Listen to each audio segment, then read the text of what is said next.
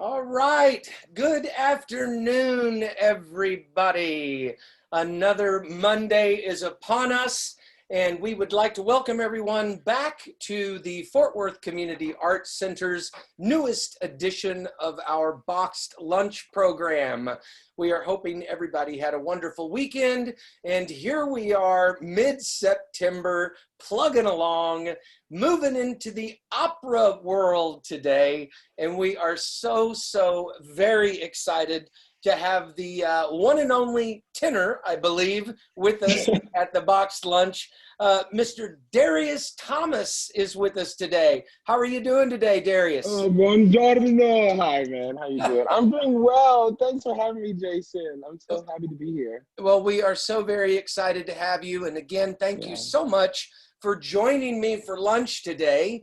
Before we get into all of the fabulous details, do you mind taking just a moment, introducing yourself and telling us a little bit about who you are and what it is you do? All right. Hi, everyone. My name is Darius Thomas, as Jason already said so beautifully. Thank you.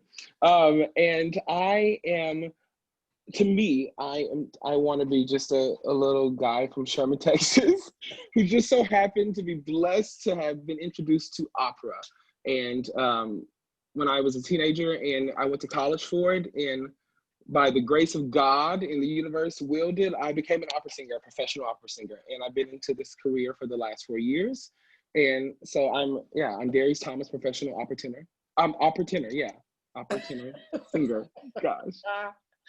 I'm nervous. This is awesome, man. Thank you. I feel like I'm on television. Well, you kind of are, I guess, depending on how people are looking at this. So I want to ask you a real question in regards to your inspiration. Now, I see a picture behind you that we talked a little bit about before we went live on air.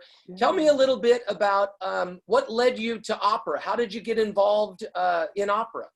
Wow, okay, I'm gonna take my hat off because I just wanted to say hi to everyone.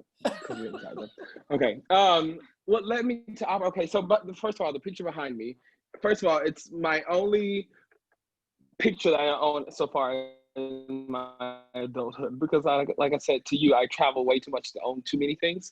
But this was given to me in New Mexico by my teacher. And it's a picture of the three tenors. So you have right here, the great Pavarotti, the Jose Correas, and then you also have Basilio Domingo here. And I love this picture, and I want you guys to see it because I always hang it above my piano when I'm practicing. So yeah, this is me at home, you guys, opera singer at home, rehearsing, practicing. There's a lot of that. What led me to opera was honestly a friend in high school. I was in high school around when YouTube was starting up, and I had a friend who started obsessing over opera, and he kind of just tagged me along with him, honestly, and I became a professional opera singer. It's really just that, honestly. I had a friend one day seriously say, Darius, listen to this, and I was blown away by the singers. I already sang, I was already in choir. I come from a singing family, but everyone sings in church, so they sing gospel, you know. So. Awesome. It's just, I'm always so intrigued what brings people into the arts.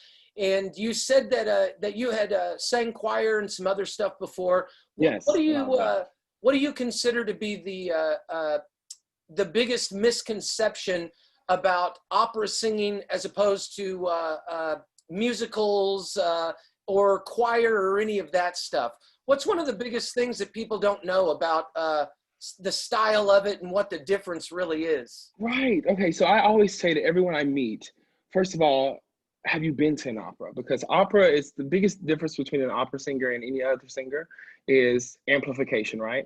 So opera singers train themselves to sing over an orchestra in a big concert hall anywhere without amplification, without a microphone. And it's through physics. And it's because we have extraordinary bodies. And that's the training we all we're going to school for. You know, we're learning how to train our bodies to drop our larynx and project. It's really cool. And so, yeah, that's the difference, biggest difference. So that's the biggest, I think. People need to know that opera singers train themselves to project without a microphone. So a real opera singer, actually, like myself, would be really scared of a microphone, frankly. because we don't know anything. We don't train with them anymore. We get rid of them. They're like taboo. Get away from the mic. I'm going to let you in on a little secret too. As a production manager, I have found it to be an amazing thing to see just how afraid people are in any kind of performance venue when you stick a microphone in their face. It's amazing to me. It seems that they automatically... It's training that needs to be happen. That needs to happen. That needs to happen. That needs to happen. Absolutely. So I'm always impressed when people actually sing into a microphone, because it seems like they always think that that's going to do the work for them. And so I'm very encouraged to hear that opera singers don't even want it, don't even need it. And so hurry and come to us at the Fort Worth Community Arts Center. No, don't get me wrong. We're not idiots. We know that in some venues we do need it. But I'm saying at our training, we try to stray away. Well, it's very refreshing to hear that coming from a singer, saying that they're training how to amplify their voice. Hats off to all of you opera singers out there. And we on the backstage production end, we salute you. Yeah, thanks, man. That's awesome. Thanks for saying that. No, yeah, that's the basic training that people should know that's happening, and it's really cool. All right, so Darius, what is on your lunch menu today? And tell me a little bit about the ingredients you're using to create it. Okay, so I'm a basic country boy, man, honestly. So we're gonna have a classic lunch BLT with a side of sun chips. Actually, if I think this to be appropriate. Can you guys see that? We have the garden salsa sun chips as our side. And like I said before, a side of pickles. Nice. Yeah, so this is what I have here. And I have everything here. I have the side of bacon here made from my air fryer. Awesome, awesome. Well, I'm going to try the healthy route today. And I am making a PB and AB toaster. So basically, it is a peanut butter and apple and banana sandwich. So you're cool, man. I want that. I'm a huge Elvis fan. I know he loved the peanut butter and banana sandwiches, but I like the contrast with the good old Granny Smith as well. So that'll give me a little bit of a sweet and sour mix there on that sandwich. So I'll get started toasting my bread. You get started putting together that wonderful BLT, and then we'll move on. Can I tell you a fact? Say again? Can I tell you a fact about Granny Smith apples? Please. A lot of singers eat Granny Smith apples before singing engagements, competitions and stuff, because the pH of apples and the skin of them are supposed to really match that of your the lubrication in your throat. So okay, now if this is not true America and world, I blame my teachers. But I honestly always have a Granny Smith apple for when I'm singing. It's kismet. It worked out just perfect. You know, we all have our things though. So there was some interesting stuff that we talked about. And one of the things that I always find so interesting, you said that as an opera singer, there are some food, I say restrictions, or actually, I guess it might even be something that helps you guys retain your voice. Do you mind talking a little bit about some of the dietary things that opera singers address? Well, first we need to preface that I can't speak for every opera singer. Everyone's very different. But everyone should know, because the voice, our instrument is our body. So like if our body isn't healthy, our voice isn't healthy. And so because an opera singer doesn't sing with a microphone, you guys, are pre-recorded or anything, if I go into an audition and I'm sick or I'm tired, I will be judged accordingly based on that, because it'll be very apparent that my voice is tired, which is very strange to hear. But it's so because of that and because of my body, I have stomach issues easily because of anxiety, because it's scary being an opera singer sometimes. So I can't eat a lot of cheese and a lot of fried foods when I'm on a singing contract, because I want my voice and my body to be as healthy as possible. And so that's why I was speaking for me, for sure. And I know a lot of singers, we can't, drink or smoke because our voices will be damaged by that. So. Wow. Yeah, it's, I'm just so intrigued about the specifics of the disciplines in the arts industry. And you hear so much about athletes and what a great job they do taking care of their bodies and the physical. Well, opera singers are the same, yeah. Because opera singers to me are like the Olympians of singers. I've always said that because the amount of training we do, we are in the Olympics every day. Foreign languages. I'm from Sherman, Texas, and I should not be singing in Italiano and French. And, like what the, Yeah, there's so many things that I want to ask you, and I'll just jump right into it, and then we'll touch upon some of this other stuff as well. But most of this is my own selfish interests. What's the hardest language to sing? Because I know that operas come in all kinds of, I say, foreign languages. What do you find most difficult, the most difficult language to sing in? For me, like I said, for me, I would say French, mainly because I go overboard with the nasality in it, right? And so, and if you're singing with an orchestra over an opera, nasality isn't what you need to, the way you need to go, if So my coaches would always say, Italianate to your French, which means take out the, but I'm like, no, it's a lot of processing. So I would say French for me, most definitely. And Italian is the easiest. I love Italian. Nice. Wow. Do you find that one language or another language flows better musically in terms of the construct of the musical notes against the phonetics of the language? Well, wow. So I have to give a shout out to, first of all, Fort Worth Opera. By the way, I forgot to say that when I introduced myself. I'm right now currently a Fort Worth Opera Leslie resident artist.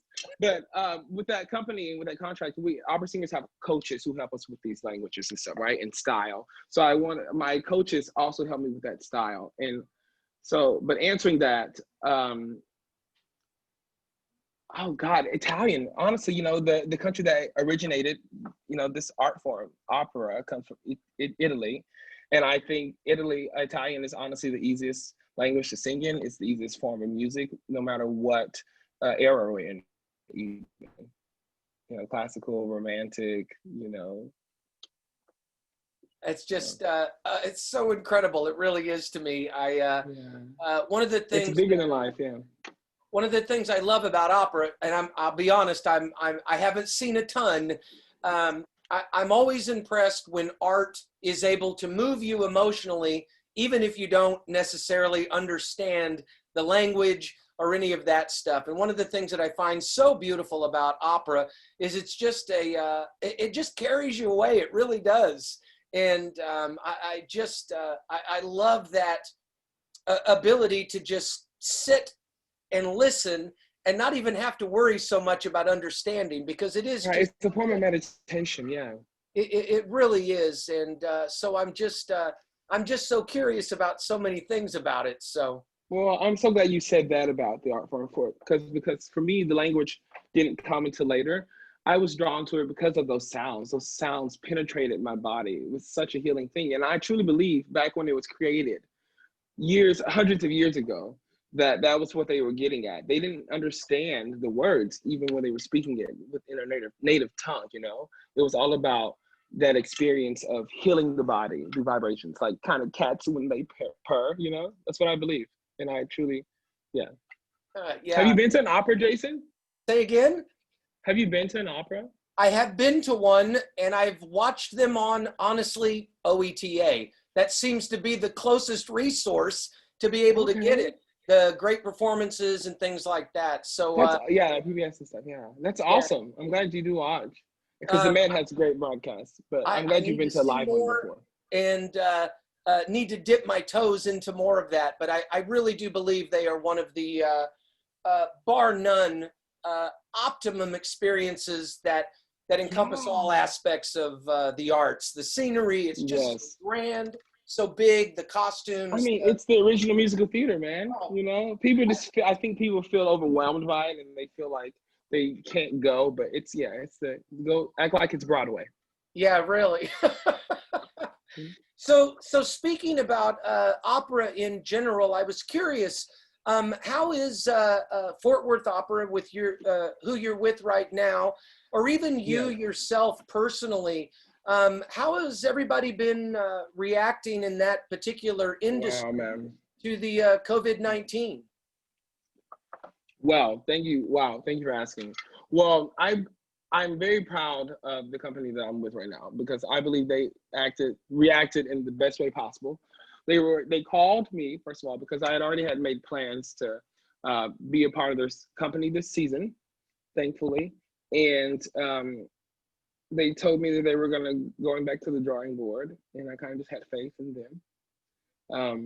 And they came up with this green room project. So I have to do a plug for Fort Worth Opera. So if everyone would go to fwopera.org, that's fwopera.org, you will see at the very big opening page, homepage, it'll be the FW Green Room. And that's the project that we're about to present. And that I actually just closed production last week with, actually. And we're doing virtual opera with a green screen experience because we had to be safe due to COVID-19. And we weren't in the same room singing and performing. So that's how the company's reacting, if that's a good answer. It's a great way to react. I'm so proud of them and that they're presenting this and they're trying to give work to artists like me, because a lot of my friends aren't working right now, which is really sad. Sure, sure. So I'm curious, I know that you said that that you had minimal experience performing in front of a camera, so to speak, that most of your background is live. What have been some of the challenges that you faced in terms of presenting that emotional content to a camera lens, as opposed to that kind of immediate gratification from a live audience? Okay, two things. What's been really difficult is doing everything from home. Like just happened, at the beginning of this video, honestly, I had 2 kids come out into this room and scared me to death.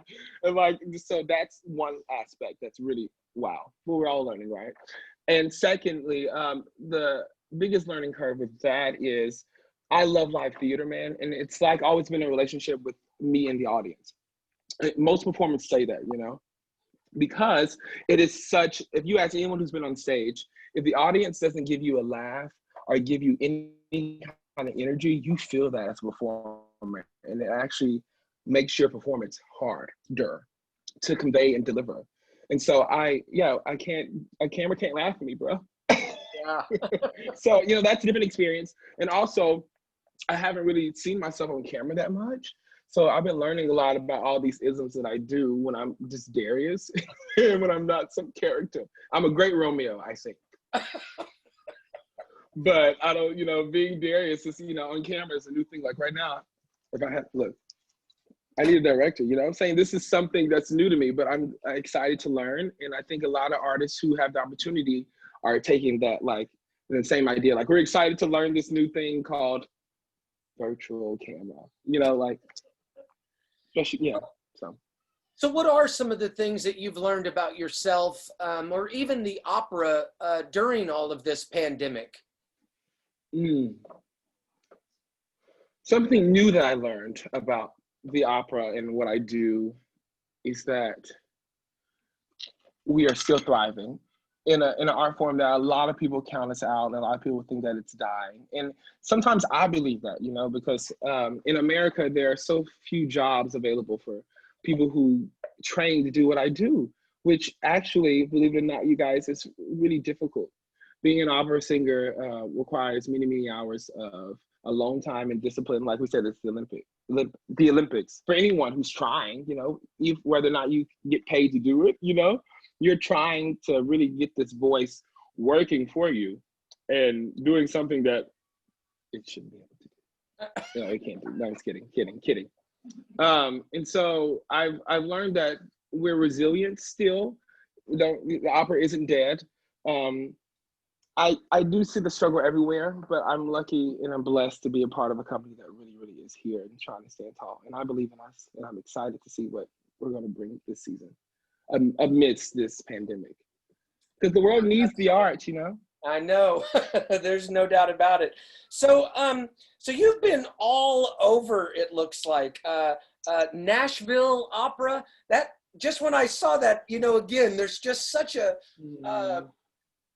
preconceived notion of location and those sort of things. And then I operas see, everywhere. Yeah. you know, that there's a Nashville Opera, there's a Texas Opera. Yeah. What brought you back to Fort Worth Opera for this particular season? Was it just luck of the draw, or did you specifically want to come back to this particular region? Well, it wasn't by choice. Let me tell you what, opera singers do audition most times, right? So we have a thing that would be starting right about now if we didn't have this situation called we call audition season. And that mostly happens in New York. Some of the companies can afford to have remote auditions, so they come to like places like Dallas, Houston, Cincinnati. So some of us catch auditions there in those cities, but most singers, and Broadway singers too, we go to New York if you're not living there already for a period of time to audition for people. Or you just be at the right place at the right time. So for me, I was working in Nashville Opera because I auditioned for them when I was in grad school and got the job right out of grad school. And while I was there, I got so much great training, and I met a great composer who happened to be the artistic director of Fort Worth Opera by the name of Joe Illick. Shout out to Joe Illick. Hi, Joe Illick in Fort Worth again. And he offered me a job last season, basically based on what he saw in a masterclass and me singing a role that he composed. And that was very fortunate for me because he didn't know I was from Texas. So for me, I saw that more as an opportunity to be close to home for the first time in a while. And to also to present opera to my family too, because I'm always traveling with it, my family doesn't always get to see it. And so I was really excited to be home in Texas. And it was just, luck of the draw with this job. Wow, that's incredible. There's nothing better than being a little closer to home during a national pandemic, I'm sure. So right, seriously. It has its challenges, no doubt. Like I said, I had kids here, and my mom, and but we're here together, and so well, that's great. Just certainly very fortunate. I'm curious. We talked a little bit about how the opera is moving to a virtual online presence. How do you? Everyone's trying something, yeah. Absolutely. How do you see the opera and the performing arts adapting now that businesses are starting to try to reopen? I know the virtual format has certainly opened some doors for the arts in general. And I'm curious, you say, that a lot of your auditions were in New York City, which literally seems to be a ghost town these days. And so how do you see the arts and the opera adapting moving forward? Well, I honestly, as an artist currently, I'm just doing a lot of praying and working. But I see people really trying. Within my own company, they're strategizing every day and they're staying on top of it. And I see other companies trying different things. They're bringing all these international artists and these world-class artists, and they're presenting them on a platform that they could have presented them on last year. But, so people are still excited. So I don't know. I don't know what we're going to do, but I know we're going to do something great. Even with how the arts are addressing, the Black Lives Matter movement. The arts have always been there for the people. And so I think it's going to be just fine. I don't know what we're going to do, but I just hope I continue to get work. And I hope soon my friends find work. I can't even I'm not going to go to a restaurant, man, until all my friends are getting jobs again. Yeah. That's my protest. It's been just absolutely a challenge to say the least, to all of us. fight your head and your heart. Again, the CDC just released the new study that says eating indoors is probably one of the most dangerous things we can do. Dr. Fauci just said, he anticipates it being another year at least before we're back in theaters, without masks. And I know a lot of people, they balk at that and they don't want to hear that kind of stuff. I'm really curious. What are your thoughts on some of those CDC reports about indoor singing? And you mentioned yourself even how opera singers are trained to push that amplification even more. How do you guys adjust to that sort of stuff? Where do you stand on believing that it might be a little sooner, or just being able to balance all of those things when you hear that kind of news? Well, now that I've been in a production week where the company was very serious about the safety precautions, and it was quite difficult for me sometimes. I got yelled at by the stage manager because we were performing outside, right, trying to space with the mask, trying to stage an opera, socially distanced, and we're outside dancing, acting, not singing, lip syncing to our pre-recorded selves, which is new for us, right? So I mean, I know it's possible to do it safely now. However, I do believe in the importance of taking all the precautions. I want everyone to wear masks because we don't know. All the studies that come out every day are just that, studies and reports, and we're glad to have them, you guys. But protecting each other, and I stand that we should do that so we can all get into the theater sooner, maybe. Yeah. Because not even for my friends' sake, not for my own self, because I need to, make money and feed my family. Okay, that's real.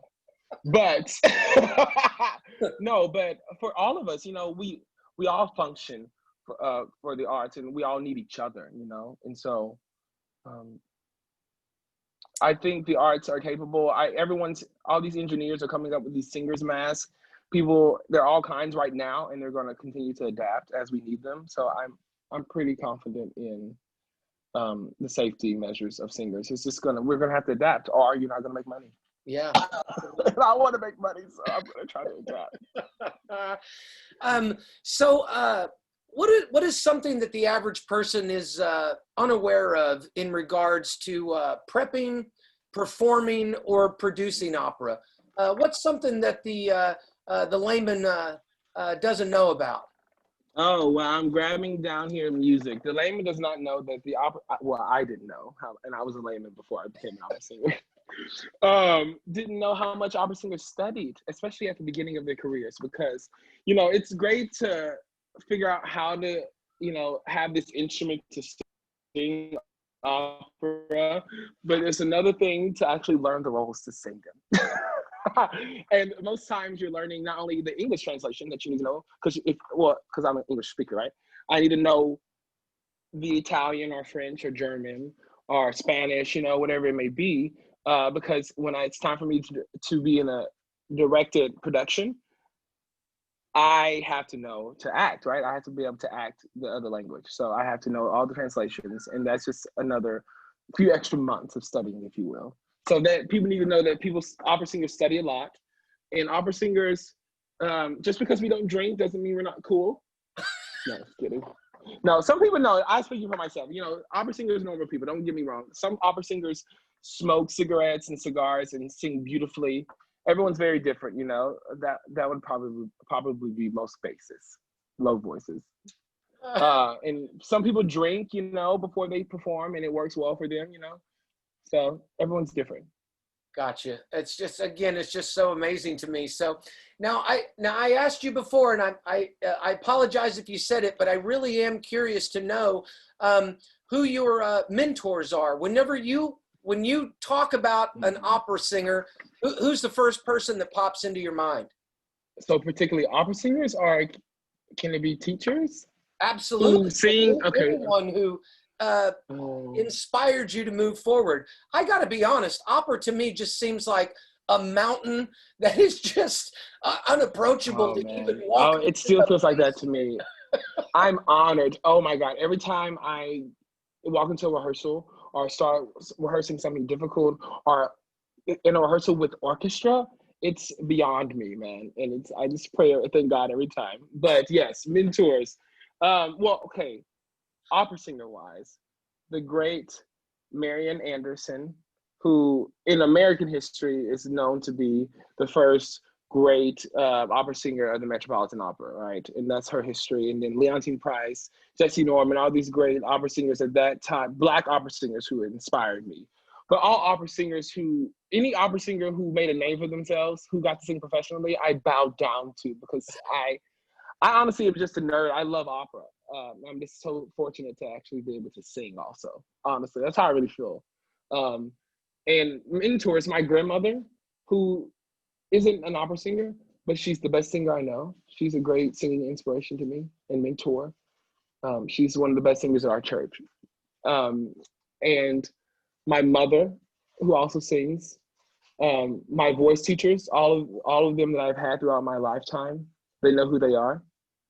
And my coaches and the people who believed in me, because that's really what it is. That's how I became an opera singer, man. You know, like I would have my mother. She was like, she said all the time, she's like, it's just Jesus, because you know, she would have never introduced it to me. It just kind of came and it stuck. And it was because teachers and people believed in me and this talent and drive that I had, and they invested in it, and it happened. Wow. So, and so every day for me is I pinch myself. Yeah. And so what's your favorite opera? La Boheme, hands down, because it's one of the first ones that I cried to, and it really impacted me emotionally. You know, music I was always spiritual, you know, growing up, and music always impacted me that way. But La Boheme was the first that I was like, oh, you know, and I want to sing the role of Rodolfo one day, as beautiful as I can. Wow. You've played a ton of roles from what I've seen. What's been the most challenging role you've played, and why? Oh, so far? Well, thanks. I hope to, you know, in the future play more leading roles, but you know, that's the trajectory of things, right? But the most difficult one so far, I would say on the operatic stage would be in Turandot, Turandot, the Ping Ping Pong trio. I played Pong in one of my debut roles in the professional arena with Knoxville Opera. And it was difficult because we were dancing and playing these, you know, La Commedia dell'arte characters, which is another art form. That's another broadcast. But it was really challenging musically, and it was my debut, and I was just really nervous. And so far, that's the most, but I think that's the answer to that so far. Awesome. Okay, so it looks like the more I get into these interviews, the more I even forget that we're supposed to be making lunch. It looks like yours is pretty much done. I know, I'm trying not to eat because I'm a smacker, man. You're doing great. I was just going to ask how your lunch was coming, and if you had any tips or tricks to ensure deliciousness on a good BLT. Tricks to ensure deliciousness. Great bacon, you know, you have to, and I believe in seasoning your bacon, you guys, okay?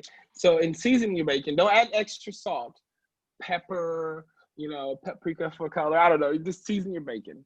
That's the truth. Awesome.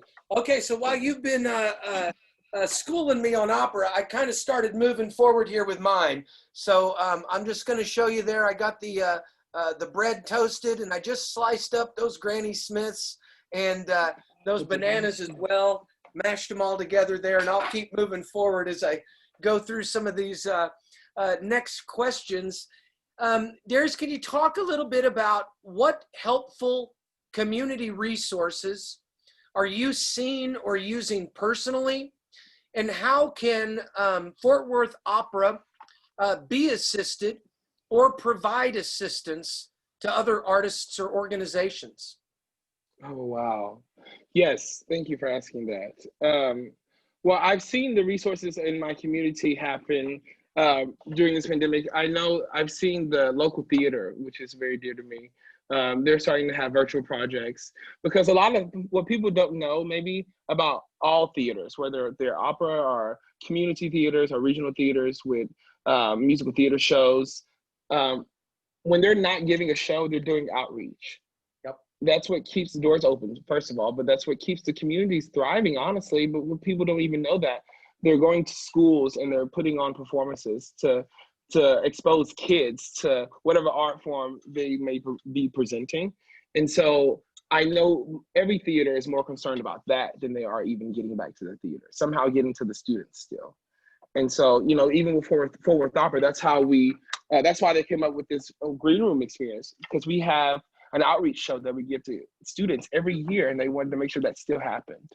And you know, with me, I feel like I'm a product of outreach. And so that's important to me as an artist as well, that we're giving back to the kiddos, especially with music being out of the programs, being cut, you know. But anyways, you can give back, you guys. I'm over here with my iPad. Thank you, Forward with Opera again. You can go back to the website, Forward with Opera, fwopera.org, and there are links to where you can donate. Please donate, because it is a good cause. We're not just trying to flash anything. I bought this from a friend, you guys. Opera singers are struggling artists too. We just have to put a tuxedo on sometimes, you know? Another misconception. Information. So everybody make sure you're checking out that website as well. And what activity or guilty pleasure do you most look forward to and indulging in post-pandemic? Eating out with people. I love fellowshipping with my friends and colleagues, because that's how I get to know people. You know, we would go to rehearsal and then eat afterwards. That's how I get to know people, because, you know, as opera singers in America, we're always traveling, and so we're meeting people for a short amount of time, so we have that time to meet each other, and I want to do that, but I'm not going to. Yeah. I'm not, bro. I'm not. A risky situation. Everyone be my witness. Yeah. So do you have a favorite restaurant or a coffee shop? Are you a brunch person? Are you a late night evening person, breakfast person? All of the above, because, man, I love food. You know, it's a struggle not eating every day. No, I'm just kidding. I do eat every day. Don't get me wrong. But like, I want to eat everything. I have a big sweet tooth problem, and so I like it all. But my favorite place to eat is Wingstop. I've been eating at Wingstop consistently since I was in high school, man. And Louisiana Rub. If anyone wants to donate to me, Wingstop, Louisiana Rub, bone wings. I will always accept them and love you.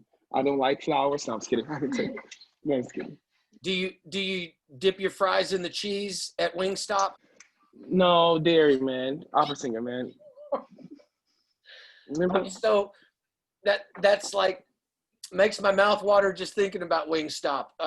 Yeah, I'm a fan of the cheese, and is it good? I've never had it, actually. Oh my goodness gracious! When I retire from being an opera singer, I'll eat cheese. I promise. I'll have some for you next time I wander into that one. So for sure, it is bar none. Woo, I do love their fries, and yeah, I'm that fry seasoning. Yep, one of my favorites for sure. So, all right, Darius, I see you there itching to get on to your lunch, so I won't hold you up much longer. I was curious. Oh, man, you're so good. Do you have any tips or tricks to stay sane mentally and physically as we continue to make our way through this memorable 2020 year? Yeah, man, so memorable, right? I would say for me, it's just doing a self-check-in, you know, and whatever that is for you, it may be different. For me, a self-check-in would be, you know, getting dressed even though I don't have to leave the house that day, you know, and just making sure, putting myself in a headspace, even with this clothing, that, you know, I'm important and I need to do something or be productive. And actually, I didn't know the importance of me needing to go outside, you know, just going for a walk. If you can go outside without a mask, wonderful. If you have to put on a mask, don't run. But, you know, like, you know, get some air, fresh air if you can, and just take a breath and meditate. I learned how to truly meditate during this whole pandemic situation. And meditation is nothing but just doing whatever you're doing while you're doing it, like truly doing it. For me, it's eating. So when I'm eating, I'm going to be eating. I'm not going to be, you know, that's why we're not going to eat during this interview, man. You know what I'm saying? It's a type of meditation, eating while you're eating, not working while you're eating, stuff like that. So that's the biggest advice. Self-check-in, meditate. Try. Good stuff. Yes, indeed. And I'm always looking for tips to take care of the body and the mind for sure. So, well, Darius, it's been an absolute pleasure. Likewise, I just can't thank you enough for joining us. Do you have any final thoughts for our viewers out there? Any comments or anything that you'd like to share or plug or make sure? Well, first, I have to say thank you, guys. Thank you for this opportunity and experience. This is for me also training for, I hope, a still budding career I'm still new and young at this. And again, thank you for Fort Worth Opera for giving me a job. First of all, let's be real about that this year. I'm very blessed and fortunate, and I do not take it for granted. And everyone just, because we're all in this pandemic together, we're all struggling in our own ways. So just be patient with each other and yourself, and love. That's my message to the world. That's a fantastic message. So here's the most important question of the interview. How and where can we find you, keep up with you, and know what all's going on with your opera career and the Fort Worth Opera? Well, you guys, you can find me at my Instagram handle, which is at the brow tenor, because I kind of make my eyebrows kind of my thing. I act a lot with them, and I kind of keep them on fleek, if you will. And so it's at the brow tenor, THE brow tenor, Instagram handle. Also on my my Facebook, Darius Thomas Facebook, and my website will be up soon. I'm very picky about what's presented to the world. So, and you can find me on some videos on YouTube, but more things to come, world. More things to come. And FortWorthOpera.org. I do have my bio and picture there because as a resident artist, I have that ability, or they gave me that ability to have my stuff there. So. Awesome. And sounds like they also set you up to succeed for the interview itself. Is that right? Right. This backdrop, you guys, that you see right here, Fort Worth Opera. This ring light that makes my face look so beautiful. No, I'm just kidding. No, I'm just kidding. Not kidding. Well, Fort Worth Opera, though, they set me up for everything. Yes. Awesome. Well, Darius, it's been a pleasure. Okay, so this is where we played up and we give our final presentation. I cut mine in. Can I send you away? Yeah, absolutely. I don't know. Okay, so. I cut mine up there so you could see those apples. Oh, look, bon appetit. Beautiful deliciousness. Let's get a close-up of yours. Looks absolutely fantastic. We have spinach instead of lettuce, you guys. Even better. Healthy. All right, ladies and gentlemen. That does it for another episode of the Fort Worth Community Arts Center's edition of Boxed Lunch. We'll be back next Monday. Make sure you like us on Facebook, Instagram. Check out the Fort Worth Opera. See all that great stuff going out. Darius, it's been a pleasure. Everybody, please be kind to yourselves. Be kind to everybody out there. We need you. Wear your masks. Wash your hands. Have a great week, everybody. We'll see you again real soon. Bon appetit, everyone. Bon appetit. Mwah. This is the night of the beautiful night. Okay, that's really bad singing. Don't.